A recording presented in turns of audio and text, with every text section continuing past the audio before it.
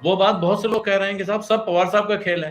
पहले दिन से कुछ लोग कह रहे हैं कि पवार साहब का खेल है, और कुछ लोगों का कहना है हो सकता है पवार साहब का खेल ना हो, लेकिन अजित पवार ने पहले दिन से उनको कॉन्फिडेंस में रखा था, और शायद उन्होंने एक हद तक जाने की छूट भी दी थी कि जाओ सरकार में शामिल हो जाओ।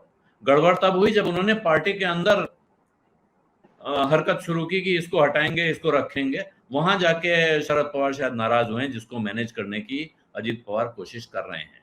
लेकिन चलिए, ये तो उनकी पार्टी का अंदर का मामला था। उद्धव ठाकरे से मिलने का इस वक्त क्या तुक हो सकता है? क्या उन्हें लग रहा है कि उद्धव ठाकरे उनके जो सदस्यता खत्म होने का डर है उसमें काम आ सकते हैं?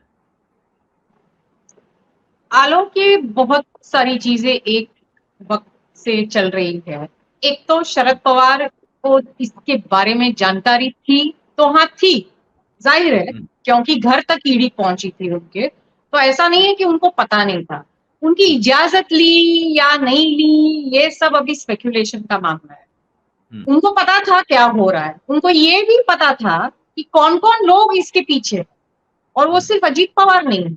हालांकि वो सब जो करा रहे हैं ये काफी वरिष्ठ नेताएं हैं जो एनसीपी के हैं, जैसे प्रफुल्ल पटेल है, छगन भुजबल है, बहुत सारा खेल वहां से भी हो रहा है। और वो जो अभी अलग अलग लोगों को मिल रहे हैं, काफी उत्स्फूर्त, जैसे हम बोलते हैं स्पॉन्टेनियसली, वो जो उन्होंने जब गले तक आ गया मामला ईडी का, उन्होंने कहा कि वो उनको कोई चारा नहीं है और उनको शामिल होना पड़ेगा। क्या कर सकते थे शरद पवार? क्या उनको रोक सकते थे? उनको बोल सकते थे कि आप मत जाइए और ये नहीं जाएंगे? उनको प्रोटेक्शन किस तरह से मिलता, सिक्योरिटी किस तरह से मिलती? तो जब एक तलवार ईडी की या ये इन्वेस्टिगेटिव एजेंसीज की इनके सर पे है और उनको सामने नहीं दिख रहा है कोई नतीजा, ऐसे अगर हम मान के चले, तो वो उन्होंने जो कदम उठाए वो हमने देखे। लेकिन इस वक्त जिस तरह से चीजें चल रही है, एक तो वहां माहिर शख्स है शरद पवार, इन लोगों के सामने हम उनकी तुलना इन लोगों से कर रहे हैं राजनीति में। जब चुनाव आएंगे सबको पता है कि कौन खड़ा रहेगा कौन नहीं, किनको वो गिरा सकते हैं या नहीं, ये भी इनको पता है अंदर ही अंदर। तो एक तरह का जो डर है ना आलोक कि क्या होगा आगे, वो एक चल रहा है। अगर आपने देखा होगा तो रविवार को जब वो पहुंचे थे वाई बी चौहान, एक अलग बैठक चल रही थी निजी मामले की। कुछ अलग अलग इंटरेस्ट होते हैं पक्ष के वरिष्ठ नेताओं के, जैसे शरद पवार के कई सारे ट्रस्ट में है, वो लिटरेचर हो, साइंस हो इत्यादि।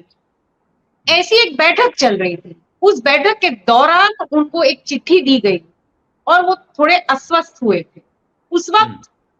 ऑब्वियसली कि कुछ लोग आए मिलने के लिए, उसमें प्रफुल्ल पटेल, छगन भुजबल, अजित पवार थे। वो बैठक उनकी चलती रही, उसके बीच में दरवाजा खोल के वो गए हम। तो डेस्परेशन किसका है आप ये देखिए। वो मिले, जो कुछ हुआ, बहुत ड्रामे भी किए उनके तरफ के जो लोग थे, उनके कुछ वरिष्ठ विधायक, और ये सब देख के वो उस दिन मामला खत्म हुआ ऐसे हम समझे। लेकिन उनके साथ में जो गए हैं ना विधायक, आमदार जो हम कहते हैं, काफी अस्वस्थ है। वो एक दुविधा के सिचुएशन में है, आप ये जान लीजिए। एक तरफ उनके वरिष्ठ नेता है जो शायद उनके लिए एक प्रेरणादायक मेंटोर के जैसे, जिन्होंने उनको स्फूर्ति दी है, वो है शरद पवार।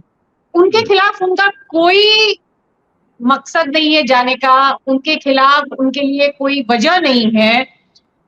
और दूसरी तरफ है लॉयल्टी उस शख्स की जो अजीत पवार है, जिन्होंने उनके इलाकों में, कॉन्स्टिट्यूएंसीज में काम करने के लिए उनको मदद की है। प्रोजेक्ट सैंक्शन हो, प्रपोजल हो, फंड्स एलोकेशन हो इत्यादि, क्योंकि वो वरिष्ठ लेवल पे रहे हैं और हमको पता है कि वो कितने कामयाब रहे हैं, काबिल है वो एडमिनिस्ट्रेटिव पॉइंट ऑफ व्यू से। और वो पक्ष के लिए दिनों दिन की जो बात है वो थोड़ी शरद पवार देखते थे। वो तो जाहिर है कि इस एक लेवल पे सुप्रिया देखेगी, एक लेवल पे अजीत देखेंगे, ऐसे उनके डिवीजन हुआ करते थे। तो ये जो विधायक है, इनकी स्थिति काफी अनईजी, इनसिक्योर है। अभी उनको पता है उनको वापस जाना है चुनाव के वक्त, और वो एक भी ध्यान में रखिएगा कि बीजेपी की जो रणनीति है वो शायद दोनों एक साथ में लेंगे, लोकसभा और विधानसभा। ऐसा कुछ नहीं है कि एक पहले लेंगे बाद में लेंगे, क्योंकि उनको पता है कि इनको वापस जाना पड़े, और हो भी सकता है कि बाद में लेंगे और इन लोगों को जो उनके साथ गए हैं शिवसेना के और एनसीपी के, वो ऐसे ही उनको वो लटकते रहेंगे। पता नहीं क्या होगा, वो तो हम स्पेकुलेट इस वक्त नहीं कर सकते। लेकिन ये लोग सोमवार को बहुत अस्वस्थ थे, वो नहीं गए हैं, उन्होंने अटेंड ही नहीं किया है पहला सेशन असेंबली का। अगर 27 उनके विधायक नहीं गए हैं तो आप इमेजिन कीजिए ना, 53 विधायक एनसीपी के हैं, उसमें से 40 अजीत पवार के साथ में गए हैं, और करीबन 27 जो मौजूद नहीं रहे पहले दिन मानसून सेशन के। ये एक बड़ी बात है, ये जाहिर है लोगों के नजर में आया है कि ये क्या है, क्या हो रहा है, कहाँ है। ये लोग अस्वस्थ थे, तो इसलिए दूसरे दिन इनको शरद पवार के सामने लेके गए, क्योंकि वो बोले आप गए उनको मिलने के लिए, हमने क्या गुनाह किया है, हमारा कोई झगड़ा नहीं है उनके साथ में। तब उनको लेके गए, उनको लेके जाना ही पड़ा। तब तक उनको ये भी समझ में आया होगा, ये सब जो बड़े बड़े नेता है, कि हम तो इस तरफ आ गए हैं, लेकिन हम अपनी जो सिचुएशन है या हमारी पोजीशन है उसको हम कैसे मजबूत बनाएं। तो शायद वो जाके मिले हैं लोगों से। There is no permanent friend and enemy in politics, ये तो हमने सुना है, और कोई दिक्कत नहीं है मिलने के लिए। उसका नतीजा क्या है ये बोलना और हम आपस में कहना एक चीज है, लेकिन एक ध्यान में रखिए, उद्धव को आखिर में आज शरद पवार के अलावा और कौन है जो डायरेक्शन दे सकता है राजनीति को लेकर। ये भी समझेगा, संजय राउत गए हैं जेल में, बाहर आए हैं, वो ऑलवेज जब से लगातार वो एमवीए में गए हैं, उन्होंने शरद पवार के बारे में बहुत ही अच्छी तरह से बात की है। ये ताजुब होगा लोगों को, लेकिन वो हमेशा कहते रहे हैं कि उनको जो समर्थन मिला है, शिवसेना को जिस तरह से गाइडेंस मिला है, वो उनकी तरफ से है।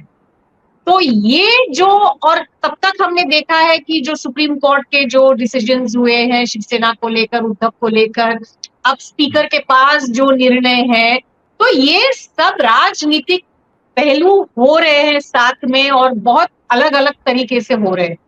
लोगों को अपना गढ़ बनाना है, आखिर में उनको जाके लोगों का सामना करना है, और तब मैं माफ कीजिए लेकिन असली रूप जो जमीन पे है, अपनी औकात इलेक्शन के टाइम पे इंसान को पता चलता है, खासतौर पे नेताओं। और हमारे बीच में अलग बात है, जो जमीन पे है ना वोटर्स, वो हमसे बहुत ही अक्लमंद है। उनको पता होता है कि किस तरह से किससे हमको राजनीतिक तौर पे अकाउंटेबिलिटी लेनी होती है, और हमसे ज्यादा वो जानते, और वही उनको डर। और इसमें से बहुत सारे माहिर है जिनका फ्यूचर एक बहुत ही बड़ा प्रश्न चिन्ह है। वो होंगे माहिर आज, लेकिन कल उनका क्या होगा उनको भी पता नहीं। सत्य हिंदी का ऐप डाउनलोड करें गूगल प्ले स्टोर पर।